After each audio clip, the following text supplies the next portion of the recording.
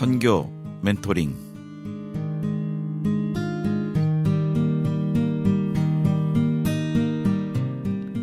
예수님은 혼자 일하지 않으셨습니다. 예수님은 팀으로 일하셨습니다. 우리 한국의 그 유명한 말도 모이면 살고 흩어지면 죽는다라는 그런 말도 있습니다. 그리고 우리 원래 한국 문화는 유교적으로 그 집단 문화라고 또 얘기합니다. 그러나 현장에서, 선교지 현장에서는 또 어떤 면에서는 우리 개성들이 강해서 혼자 또 독립군이라는 표현을 쓰면서 혼자 일하는 경향이 많은 것이 또 한국 선교사님들의 또 특징 중에 하나라고도 합니다. 자, 오늘도 우리 선교 멘토링, 우리 팀워크에 대해서 우리 멘토이신 임종표 선교사님 모시고 우리 팀워크에 대해서 오늘 멘토링을 받도록 하도록 하겠습니다. 자, 선교사님 또 오늘도 감사합니다. 우리 멘토링 해주시기 위해서 또 나오셨는데요. 예, 네, 또 만났습니다. 네. 아까 그 언급하신 멘트 중에서 그 모이면 살고 흩어지면 죽는다. 네. 요즘에 그런 얘기 쓰지 않고요. 네. 멀리 가려고 하면 함께 가고 네. 이기려면 같이 가라. 네. 그런 얘기를 하고 있습니다. 옛날 그 말은 제가 알기로는 어릴 때 들었는데 이승만 대통령이 했던 얘기 같아요. 네. 근데 우리가 그 기본적으로 군대라는 그 과정을 통해서 함께 하는 훈련을 참 많이 한 민족이 한국 민족이거든요. 네. 그런데 반대로 함께 하기가 제일 힘든 민족이 또 한국 민족이에요.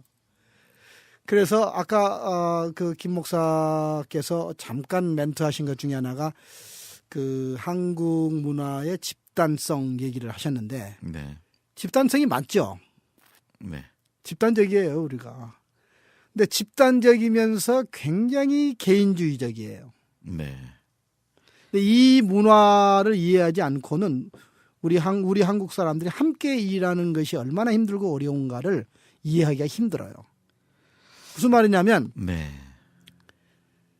집단이 이루어진 건 사실이에요. 한국 사람은 어디 가든지 한국 사람끼리 모여요. 제가 늘 얘기하는 것처럼 한국 사람은 혼자 있으면 굉장히 불안해합니다. 네. 같이 있어야 돼요.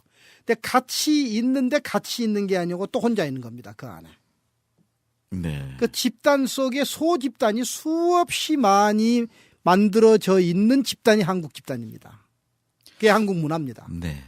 교회도 예를 들면 뭐 100명이면 100명이 집단인데 같은 언어, 같은 문화, 같은 풍습 뭐 이런 거 다 가지고 있는 문화를 공유하고 있는 한국 사람들인데 그 100명 가운데 그 조그만 소집단이 왜 그렇게 많은지. 네. 그 이민교회는 특별히 더 그러지 않습니까? 네. 뭐 한국 교회는 교단이 많죠, 지금. 네, 교단이 많고 옛날에 뭐 예수와 그리스도가 기독교와 그 분리가 됐다 이제 그런 얘기들이 많은데 지금 그 저희가 팀워크 이슈를 얘기하는데 우리 한국 사람들이 그러면 근본적으로 우리가 그 컬렉티브 문화라고 하나요? 그 집단적 문화 속에 있지만 개인 또 주의가 강하다고 말씀하셨는데 저희가 일반적으로 생각할 때는 서구 사람들 특히 이 미국 사람들이 개인주의가 강하고 그렇게 이런 집단주의가 약한 거로 하는데 어떤 면에서는 좀 다른 관점으로 말씀을 해 주셨거든요. 아, 그렇죠. 네. 서구인들이 분명히 개인주의 문화입니다. 네. 그런데 개인주의 속에서 집단을 이루어 나갑니다. 네. 이게 기가 막힌 겁니다. 지금 이게. 그리고 요즘에 서구 비즈니스계에서 많이 쓰는 용어로 우위라는 말을 씁니다. 우위. 네, 우위. 네. 우리라는 우위. 네. 그러니까 Creating We라는 책이 베스트셀러가 되기도 했고, 그다음에 더 재미있는 얘기는 반딩이라는 말을 이 서구 비즈니스계에서 사용하고 있는데 요즘에 뜨는 책으로 The Connected Company, 네. 연결되어진 회사. 네. 그러니까 회사를 둘러싸고 있는 이해 집단이 수없이 많은데 그 수없이 많은 이해 집단이 각기 놀면 안 된다는 거죠. 네. 같이 함께 가자는 거죠. 그래서 예를 들어 타코벨하고 KFC가 멀리 가려면 같이 가고 이기려면 함께 가자. 그 책에서 나온 얘기를 제가 요즘에 많이 사용하는 얘기인데요. 근데 이런 이 아주 아이러니를 지금 우리가 보고 있는데 선교 현장에 가보면 저도 지금 그 현실 앞에 부딪혀 있어요. 네. 근데 같이 일하는데 왜 저렇게 힘들까? 왜 우리는 힘들까? 어떻게 생각하세요? 왜 그럴까요? 그 개인 아젠다가 다 달라서 그러지 않을까 생각이 듭니다. 욕심이 있지 않을까요? 욕심도 있다. 아젠다가 다르다. 나는 어려서부터 훈련이 잘 안 된 것 같아요. 네. 근데 저희들 말 속에는 우리라는 표현이 굉장히 자연스럽게 제일 많이 쓰여지는 말이거든요. 내 아버지 또 우리 아버지, 네, 친구한테도 우리 엄마 이렇게 얘기하거든요. 우리 마누라. 네. 그래서 우리는 의식적으로 우리라는 개념이 강한 거로 하는데 어떤 실제 타겟으로 어떤 구체적인 어떤 포인트에 들어가면 너와 내가 갈라지는 건 아닌가 또 그런 면도 있습니다. 첫째는 제가 보기에는 그 공동체 훈련이 너무 약한 것 같아요. 네. 그래서 저는 유치원 교육이 굉장히 중요하다고 생각하거든요. 지금 내가 알고 있는 모든 것은 유치원에서 배웠다라는 그런 책이 있어요. 네. 근데 유치원에서 얼마만큼 공동체 교육과 훈련을 하고 있는지 나는 늘 질문을 그렇게 하는 사람입니다. 네. 그러니까 어려서부터 이 공동체 의식을 가진 사람은 우리를 만들어낼 수가 있어요. 그리고 우리라고 하는 그 카테고리 속에 들어오게 되면 그게 동의가 되어 있기 때문에 그걸 지켜요. 룰을 지켜요. 네. 근데 우리는 우리라는 말을 쓰면서도 우리라고 하는 동의되어진 사실을 거부하는 거죠. 네. 그런데 이런 우리 의식이 사실은 선교지 대개 보면은 제3세계나 이런 데가 그 집단적 문화가 강한 그런 곳이잖아요. 그런데 저희들이 그런 데 들어가서 일을 할 때 개인이 일하는 거하고 팀으로 일하는 거하고 지금 이슈가 우리 개인 성향과 팀워크에 대해서 말씀을 해 주시고 있는데 현장 사역에서는 그럼 팀워크가 얼마나 또 중요한지는 어떻게 또 말씀해 주실 수 있는지요? 저는 성경으로 돌아가야 된다고 생각하는 게 뭐냐면 예수님께서 제자들을 부르셨을 때 혼자 부르시잖아요. 한 사람 부르신 게 아니거든요. 12명을 부르셨거든요. 네. 그런데 12명을 부르시고 난 후에 맨 먼저 예수님이 시도하신 첫 시도가 뭔지 아십니까? 그거는 12명과 함께 플러스 예수님 13사람이 함께 있으셨어요. 네. 그게 마가복음 3장 14절에 나오는 얘기예요. 네. 여러 가지 일을 하실 수 있었어요. 내가 보기에는 예수님께서 충분히 그럼에도 불구하고 그들과 함께 있었단 말은 공동체 훈련을 하시기 시작한 거라는 거거든요. 네. 우이즘을 만들어내는 거예요. 거기서. 네. 팀을 만들기 위해서 그렇게 하신 거예요. 그래서 모난 못은 좀 때려서 받고 네. 그렇게 해서 성경에 말씀 나오듯이 철이 철을 날카롭게 하듯이 사람이 친구의 얼굴을 빛나게 한다. 나는 이 말씀이 거기에 엄청나게 적용이 되었을 거다 그렇게 생각을 해요. 네. 그러면 또 하나는 우리 선교사님들이 같이 일을 하실 때 그 우리라는 개념은 말 속에서 많이 적어 있지만 다른 면에서 볼 땐 가부장적 문화이기 때문에 그 리더의 중심, 리더 개인 중심으로 움직이는 성향이 강하다고 저는 개인적으로 보는데요. 이런 면은 어떻게 보시는지요? 아까 제가 그 첫 번째 언급했던 게 교육이 안 돼 있다. 공동체 훈련이 안 돼 있다. 그런데 공동체 훈련이 안 되어 있는데 공동체 훈련이 되었다고 하더라도 그거를 실천하는 장이 제한되어 있는 것 같아요. 네. 쉽게 말하면 배워서 써먹지를 못한다는 거거든요. 근데 우리 교육이 여기서 교육 얘기를 굳이 끄집어낼 필요는 없는데 우리 교육이 굉장히 이론 중심이에요. 근데 이론 중심이다가 보니까 배운 것을 필드에서 적용하는데 대단히 한계가 와 있어요.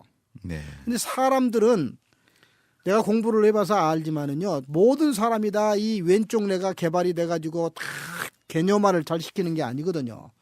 어떤 사람은 오른쪽 뇌가 왼쪽 뇌보다 훨씬 더 많이 발전이 돼 있기 때문에 그냥 보지 않으면, 느끼지 않으면, 감각을 갖지 않으면 그 이해가 안 되는 사람들이 더 많습니다. 네. 예를 들어서 공동체, 팀 사역, 이상적이죠. 이론적이고 너무 좋죠. 그거 안 하고 싶은 사람 누가 있겠어요. 그런데 보지를 못한 거예요.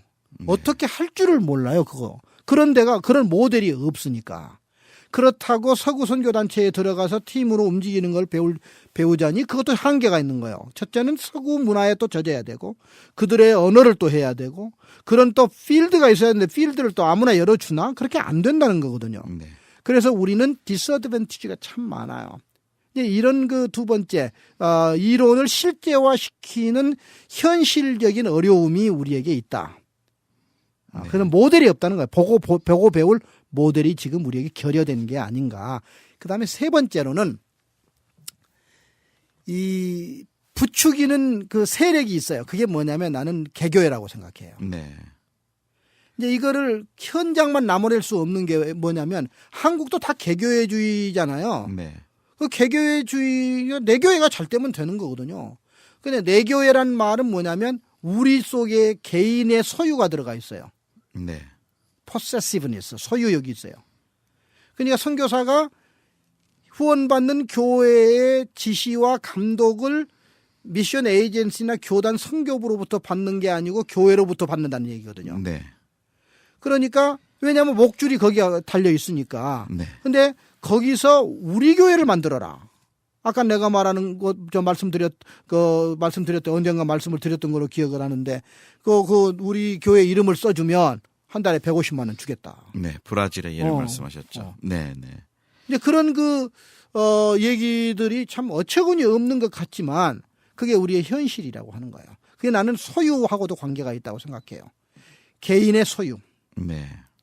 그래서 우리가 개인주의가 아닌 문화이지만 지나친 그 인그룹, 소그룹, 스몰 그룹이 많아져서 그 팀이 되기가 참 힘든 문화적 구조가 있다.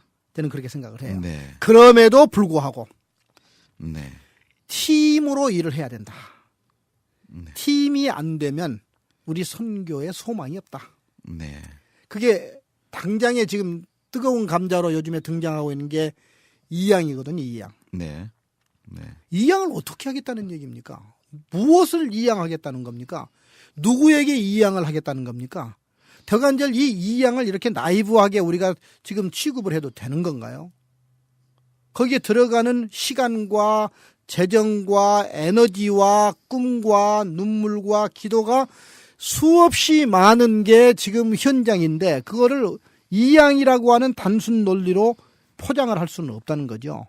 이게 만약에 팀이 되어 있다면 이양하는 데는 보다 더 효과적일 수 있을 것이다. 저는 그 생각을 너무 많이 하고 그렇게 얘기를 하고 있는 겁니다. 예를 들어서 이번에 우리도 이양 과정을 하나 겪고 있어요. 네. 부룬디에 23년을 일을 했거든요. 네. 선교사가 이제 철수를 하는 거예요. 네. 자기 챕터가 끝났다. 내가 보기에는 끝나지 않았어요. 왜 그러냐면 현지인들이 이양받아가지고 이것을 매니지할 수 있는 준비가 없이 풀아웃 빠져버리면 이게 뭐라 그러죠? 그냥 산산조각이 날 가능성이 그렇죠. 있다는 거죠. 네. 그래서 제가 현지인 교단하고 체결을 하기를 이번에 무슨 체결을 했냐면 7년에서 10년간을 유보 기간을 두고 그 유보 기간 안에 우리가 이런 일을 해서 당신네들이 무난하게 모든 것들을 테이크오버해서 원활하게 이양의 과정을 밟아 우리보다 더 사역을 잘해서 주님께 영광을 돌리는 일을 했으면 좋겠다라고 해서 동의가 된 거죠. 네. 그러면 이양이라는 과정 속에 이제 중요하게 팀워크라고 말씀하신 것도 있는데 선교사님들이 현실적으로 우리 한국 선교사님들이 선교지에서 그 팀으로 일을 하는 그 현재 수준은 어느 정도로 이렇게 보시는지요? 팀을 단순 논리로 이것이 팀이다라고 절대화시킬 수는 없다고 봅니다. 네. 그러니까 팀의 정의 여러 가지로 팀을 우리가 운영할 수가 있다고 생각해요. 근데 예를 들어서 그 발란티어 선교단체인 어떤 선교단체처럼 같이 먹고 자고 하는 공동체로 움직이고 팀으로 움직이고 일거수일투족 같이 하고 이제 그런 것만이 팀이라고 생각하시면 안 되고요. 예수님께서 두 명씩 이제 훈련을 시키시고 난 후에 짝을 지어서 내보시는 게 나는 후팀이라고 생각을 합니다. 네. 예. 그렇다고 하면 한국 선교의 팀은 이 예수님의 그 팀의 모습을 보더라도 거기에도 미치지 못한 것 같아요. 가장 기본기가 약해 있는 게 한국 교회 선교가 아닌가. 네. 근데 아까 좀 비판적이어서 네. 죄송합니다. 근데 아까 처음에 언급하신데 이 팀을 배우는 거는 팀워크를 배우는 거는 유치원 때부터라고 말씀하셨는데요. 저희 선교사님들 나이가 이제 오래되신 분들은 유치원을 안 다니신 분들이 많으시거든요. 맞아요. 저도 유치원 안 다녔어요. 네. 네. 근데 현장에서 그 사실은 아까 모델도 필요하다고 말씀하셨는데 우리 한인 선교사님들, 고찬 선교사님들이 그 팀으로 초기에 나가서 일하신 거는 어떻게 서양 단체랑 많이 하셨던 거로 보는데 저는 어떠셨나요? 서양 단체하고 시작을 해서 10년간을 팀으로 일을 했어요. 그래서 네. 몸에 밴 거죠, 그게. 네. 다른 데는 잘 모르겠어요. 네. 예. 그런 케이스가 얼마나 있는지. 예, 그러니까 지난번에 다 이미 다루어 주셨지만 반딩 이슈에서도 말씀하셔 주셨는데 반딩 그 결석 과정에서도 팀워크 훈련이 그 오리엔테이션 과정에 반드시 들어가야 되겠군요. 당연합니다. 네. 당연합니다. 그래서 예수님께서 마가복음 3장 14절에 12제자를 부르셔서 나가서 뭐 전도하게 하신 게 아니고 귀신 쫓아내게 하신 것도 아니고 맨 먼저 하신 것은 그 시퀀셜로 순서적으로 보면 그 함께 네. 있으셨다는 거죠. 네. 그건 팀워크와 반딩, 예수님이 제자들하고 반딩이 필요했죠. 네. 그래서 예수님은 그가 가시는 곳마다 제자들과 함께 트래블링을 했거든요. 네. 근데 팀이면서 반딩을 한 거야. 그러니까 동역자가 반딩이 안 되면 동역이 안 돼요. 네. 반딩이 되어도 힘들고 어려운 게 그리스도인의 사역, 이 선교 사역인데 하물며 반딩도 안 된 동역자들끼리 모여서 같이 공동의 목표, 같은 길을 간다고 하는 게 얼마나 힘들고 어려운 건가. 이건 아주 저는 불을 보듯 뻔하던 문제를 안고 시작하는 거라고 저는 생각을 하는 겁니다. 네. 그런데 이제 제가 또 하나 좀 자문을 구하고 싶은 게 선교사와 선교사 간의 그 팀워크는 저희들이 이제 현장에서 뭐 오리엔테이션이라든지 이런 걸 훈련을 통해서 좀 개선하고 배우겠지만 그 파송한 교회와 그 현장 선교사와도 관계가 그 언급하신 대로 동역자 관계고 팀워크인데 이 부분은 또 어떻게 진단하시는지요? 그거는 김 목사가 더 잘하실 것 같은데. 네. 제가 말하는 시간이 아니고 멘토링을 받는 시간이라서요. 네. 그 팀워크를 잘해야 되는데 그 첫째는 제가 보기에는 그래요. 수혜자와 시혜자의 관계에 있는 것 같아요. 네. 그 맞죠? 제가 지금 네, 맞습니다. 다른 용어를 쓴 거죠. 네. 근데 교회는 교회가 주는 자고 네. 필드는 받는 자예요. 네. 그러니까 주는 자와 받는 자의 관계가 동등한 관계가 아닙니다. 네. 그렇기 때문에 교회 요구사항을 들어줘야 되는 거거든요. 근데 그러니까 팀이 되어지기는 네. 제가 보기에는 그 요즘에 쓰는 말로 홈그로운 리더라는 말을 쓰죠. 네. 그러니까 집안에서부터 리더를 길러서 쓰자는 거거든요. 네. 이게 선교사도 내 생각에는 그 홈그로운 미셔너리라는 말을 쓰면 좋을 것 같아요. 네. 그 교회에서 어렸을 때부터 자라고 그 준비된 사람이 선교사로 나갔을 때 나는 이미 팀이 되어 있다 생각이 돼요. 근데 그것도 좀 힘드는 건 힘들어. 우리 문화로 봐서. 왜냐하면 지시자와 그 다음에 시혜자와 수혜자의 관계 이제 그런 그 등식이 성립이 되기 때문에 그렇습니다. 네.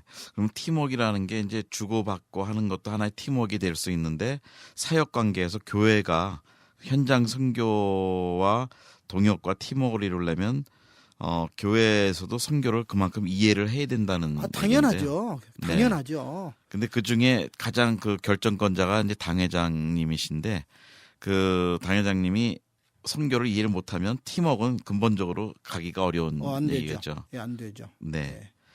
그러면 초창기부터 지금까지 오시면서 우리 한국 선교의 팀워크의 발전은 어느 정도라고 지금 보시나요? 어려운 뭐 질문을 하시네. 제가 잘 30년 하셨으니까요.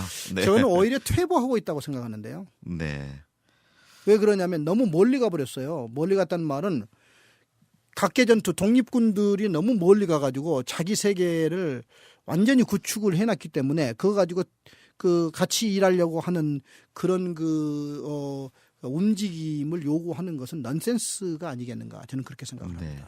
너무 멀리 갔는데 그래서 제가 요즘에 내놓은 대안으로 이런 대안을 내놓습니다. 멀리 가버린 사람은 그대로 가게 해라. 네. 혼자 그냥 그대로 가다가 독립군으로 쓰러져 총 맞아 죽든지 살아서 돌아오든지 뭐 네. 그렇게 하고 새로 가는 사람들은 팀으로 해라. 네. 그러니까 처음에 이 파송하는 기관이나 교회에서 이 선교사는 혼자 하지 않게 하고 팀으로 일을 할 수 있도록 구조를 만들어주고 또 했었어야 되는데 안 됐다는 거죠. 네. 그것을 이상적으로 했지만 아까 말씀드린 모델도 없고 훈련도 안 되고 그다음에 개교의 소유화된 그런 것 때문에 그게 안 됐단 말이에요. 그러니까 이 힘없는 교단 뭐 선교부나 뭐 그 미션 에이전시들은 교회의 말을 들을 수밖에 없었다는 거죠. 네.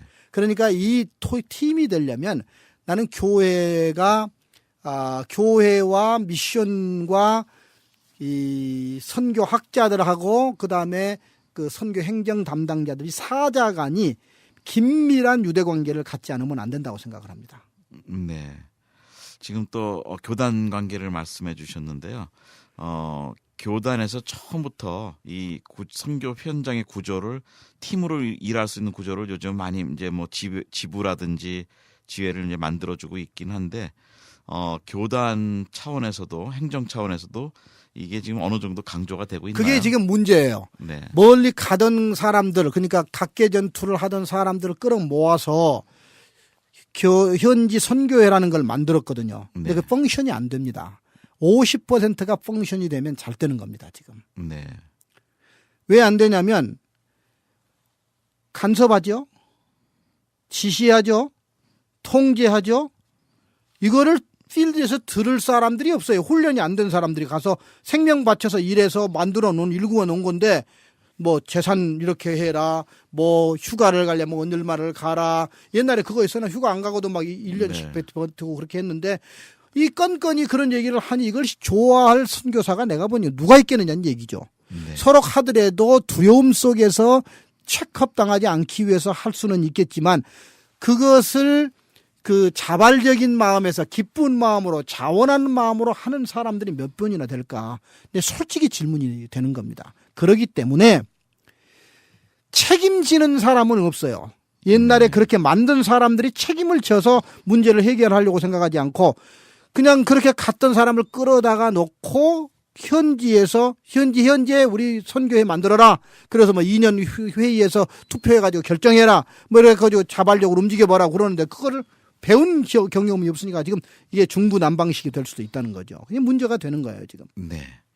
자, 그러면 또 하나 좀 제가 여쭤보고 싶은 것이 현장에서 그런 선교회 구조를 만들어 놔주고 이제 선임을 선교회 그 리더로 세우시고 또 후임 선교사님들이 거기 이제 따라가고 그러는데 그 선후배 관계에서 과연 우리나라 구조상 문화 구조상 팀워크가 동등한 관계라는 개념에서는 가능할까요?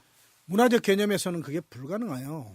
우리가 무슨 선배, 후배 자꾸 그러는데 서구인들은 전문성을 가지고 사람을 뽑고 우리는 나이 연한을 가지고 사람을 뽑는 것 같아요. 네. 근데 그거는 조금 우리가 좀 배워야 할 부분들이 좀 있는 것 같아요. 서구인들한테서. 네. 그런데 또 재밌는 거는 전문성과 탁월성 두 개를 어떻게 합칠 수 있느냐 이게 지금 이슈거든요. 네. 제가 그 SIM의 에티오피아 지부를 한번 간 적이 있어요. 오래전인데. 근데 거기에 누가 오셨냐면 존 컴버라고 하는 세상 지금 떠나셨을 거예요. 존 컴버라고 당시에 70세니까 나이가 연세가 많이 드신 분이더라고. 네. 그러니까 거기서 잔뼈가 굵은 분이 이제 뭐냐면 부총재예요. SIM의 부총재. 네.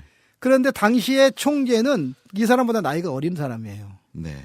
근데 이분은 탁월성이 있어요. 왜냐하면 현지를 이분보다 더 잘하는 사람이 없어요. 거기서 뼈가 굳어진 사람이니까. 그런 사람들을 부총재로 쓰시더라고요. 그 조직이. 네. 그리고 조직을 끌고 나가는 액츄얼 그 리더는 젊으면서 비전을 가진 사람이에요. 네. 근데 이걸 보면서 야 멋지다. 왜 우리는 그런 걸 할 수 없을까? 근데 저는 이런 생각을 늘 가지고 있는 사람이거든요. 나이가 많은 선배라고 해서 다 옳은 건 아니고 나이가 어린 후배라고 해서 다 틀린 건 아니다. 네. 후배들이 들으면 굉장히 좋아할 얘기 말씀하셨습니다. 선배들도 이거 좋아할 거예요. 네. 내가 옳은 얘기하고 있기 때문에. 네. 왜냐하면 선배들이 사실 자기들이 내놓을 것도 없는데 선배 대접을 받는데요.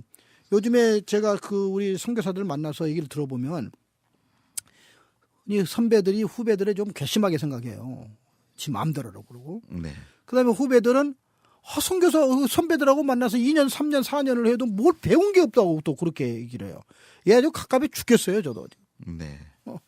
그러니까 지금 한국 구조 현장 구조가 선임이고 먼저 나오시면 고참이면 다 리더가 되고 거기에 이제 팀워크를 맞춰줘야 되는데 이제 처음 늦게 가신 분들은 이제 그 팀워크가 되기가 어려운 얘기가 있는데 요즘 근황에 지금 실버 미션이라고 은퇴하신 뭐 전문가들이나 이런 분들이 지금 현장으로 나가기 시작하시잖아요. 네, 그렇죠. 근데 이제 이분들하고의 팀워크도 좀 많이 저희가 미리 준비를 해야 될 것 같은데요. 아직 맞아요. 본격적이 아니라서. 맞아요. 이 부분은 또 어떻게 보시는지요? 저는 지금 앞으로 좀 걱정스러운 것 중에 하나가 뭐냐면 이제 30년 전에 그 선교시 현황하고 30년 후하고는 많이 달라져 있거든요. 네. 의료나 금융이나 교육이나 문화나 이런 것들이 이제는 필드도 많이 발전이 됐어요. 네. 그러니까 은퇴를 뭐 65세, 70세 해가지고 한국에 들어갈 사람이 얼마나 생길까 나는 질문을 많이 합니다. 요즘에. 네. 내가 보기에는 50% 들어가면 엄청나게 많이 들어갈 거다. 그런데 왜 그러냐면 한국에는 65세, 70세 은퇴하신 분들이 가방 들고 필드로 실버 선교사라고 나오는 지금 그런 그렇죠. 형국이거든요. 네네. 그 운동이 지금 막 일어나죠. 그런데 이게 두 개가 지금 충돌이 되고 있는 겁니다. 네. 충돌이 되고 있는데 이거는 이번에 지금 실제로 나온 우리 회의에서 얼마 전에 회의를 했는데 이건 우리 교단 얘기인데요. 우리 교단에서 어떤 선교사가 한 얘기인데 그 필드에 있는 이 중견 선교사들이 아주 죽겠대요. 왜 그러냐면 이 시아버님, 시어머님을 모셔야 되기 때문에. 네. 나이 드신 분들이 오면 네네. 근데 한 달 정도나 이렇게 라이드 드리고 하는 거는 괜찮은데 이 뭐 2달, 석 달로 가면은 그때는 이게 입이 튀어나오기 시작하더라. 네. 이거 어떻게 해결해야 되겠는가. 이게 뜨거운 감자입니다. 그런데 나는 그래서 여기에서 중요한 게 선교사 훈련이에요. 네. 훈련이 안 된 사람을 필드로 집어넣는 거는 너 가사가 죽어라고 하는 거하고 똑같은 거예요. 네. 그러면 한국에서 그 훈련을 해야 되는 그런 형국이라면 평생을 훈련을 해야 된다고 나는 요즘에 주장하는 사람인데 그러려면 필드 중심의 선교 훈련으로 전환을 시키자. 네. 지금은 이제 먹고 살고 되니까 어느 정도 재정적으로 되니까 자기 돈 가지고 와서 훈련 받을 수가 있거든요. 네. 그래서 보다 더 전문적으로, 보다 더 실제적으로, 보다 더 구체적으로 선교사를 훈련하자. 왜냐하면 선교사 훈련 그거는 실제적이고 구체적이지 않으면 안 됩니다. 네. 선교는 이론으로 되어지는 게 아닙니다. 네. 근데 그 중에 이제 중요한 훈련이 이 팀워크 훈련을 팀으로 일하는 거를 훈련하는 거를 이제 다시 또 좀 이렇게 조정하고 잡아야 된다는 말씀이시죠. 맞습니다. 네. 맞습니다. 그럼 교단 쪽에서 저희가 뭐 팀워크 정신이나 팀워크의 스킬 이런 거를 지금 다루는 시간은 그것보다는 큰 이슈들을 다루는 건데요. 그 현장 사역 구조가 팀으로 일할 수 있는 구조가 또 안 된 것도 있지 않나요? 그동안 너무 안 돼 개인으로 있어요. 이미 흩어졌던 것을 현지 선교회라고 아까 우리가 말했잖아요. 그거를 네. 끌어모으는데 그게 펑션이 안 되는 거예요. 근데 거기다가 팀이라고 하는 옷을 입혀보면 이건 또 가관이 될 거예요. 네. 그러니까 좀 아프지만 다시 어떻게 보면 이 부분도 팀워크 선교의 구조를 앞으로 오는 또 한 세대를 다시 잡아야 된다는 또 말씀이시죠. 그렇죠. 그래서 제가 좀 잊어버리실까 봐 말씀을 드리는 건데 그럼 앞으로 오는 세대를 어떻게 할 건가. 네. 오는 세대가 지금 전 세대는 이대로 가게 하자. 네. 할 수 없다 이거는. 근데 오는 세대하고 동의를 얻어서 오는 세대는 팀으로 일할 수 있도록 현장 선교 구조도 만들고 훈련도 하고 그렇게 케어도 하고 그렇게 끌고 나가자. 근데 이제 문제는 어디에서 누가 이 일을 할 것인가? 왜?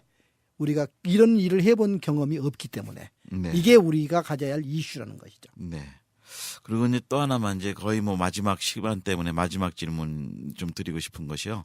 그 각 교단별로는 그래도 내부적으로 뭐 선후배 관계도 그래도 있고 그래서 팀워크가 되는데 혹시 전체적으로 타 교단과의 그 선교사님들이 팀워크가 되는 거는 어떻게 현장에서 그것이 잘 이루어지고 있는지요?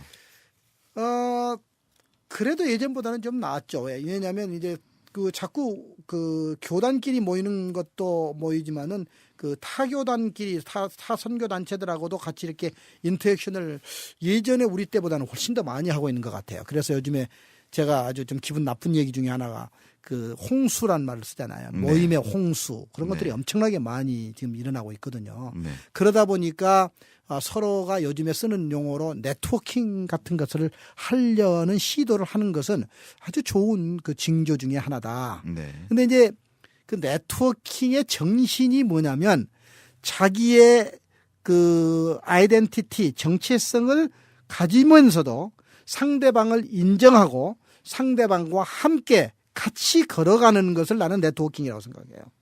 자기의 정체성을 포기해버리고 상대방의 정체성을 받아들이는 그것이 아니라는 거죠. 그러니까 각기의 독특성을 인정하면서 같이 갈 수 있는 공동의 목표를 향해서 같이 갈 수 있는 그런 것이 나는 네트워킹이라고 믿는 사람이거든요. 생각하는 사람이거든요. 네, 네.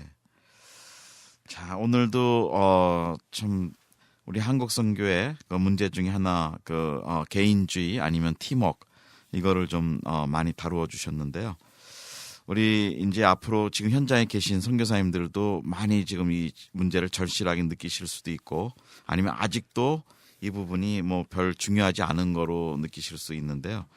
우리 이제 만약에 지금 오늘은 가는 분들 앞으로 나갈 분들을 향해서 우리 선교사님께서 좀 조언을 해주신다면 이제 아까 말씀하신 대로 지금 있는 세대는 그대로 가고 앞으로 가야 될 세대들에 대해서 좀 준비하자는 말씀을 해주셨는데 끝으로 좀 결론으로 우리 준비하는 분들이 계시다면 이 멘토링을 좀 받게 된다면 어떤 말씀으로 좀 결론을 내주시죠? 저는 그 앞으로 나가실 우리 다음 세대 선교사들에게 정말 그 탁월성과 전문성을 고울로 해가지고 목표로 해가지고 준비를 했으면 좋겠어요. 네. 그 다음에 우리 문화적 그 구조를 잘 이해를 하고 상대방의 문화를 아는 그런 단계로 갔으면 좋겠고 그 다음에 몇 년을 하든지 간에 언어를 제대로 했으면 좋겠어요. 네. 예. 네. 자, 오늘 또 우리 귀한 선교 멘토링을 받았습니다. 지금 오늘 우리 선교계의 중요한 또 이슈 중에 하나가 현장에서 팀워크에 대한 그 이슈들을 좀 임종표 선교사님께서 우리 선교의 멘토께서 좀 말씀해 주셨는데요. 이 방송을 들으시는 분들 아마 공감하시는 분도 많이 있을 겁니다. 이제 이런 분들에 대해서 이런 문제들에 대해서 좀 더 많이 연구하고 또 나누고 싶으신 분들이 있으면 저희들 그 지멘 라디오로 연결해 주시면 또 개인적으로 우리 임종표 선교사님께 연결을 시켜드리도록 하겠습니다. 오늘 멘토의 임종표 선교사님이셨습니다. 선교사님 감사합니다. 아유, 감사합니다. 네, 그동안 진행에는 김정한 선교사였습니다. 다음에는 우리 다음 멘토링 시간에는 리더십과 멘토링에 대해서 멘토를 우리 또 모시고 또 받도록 하겠습니다. 감사합니다. 안녕히 계십시오.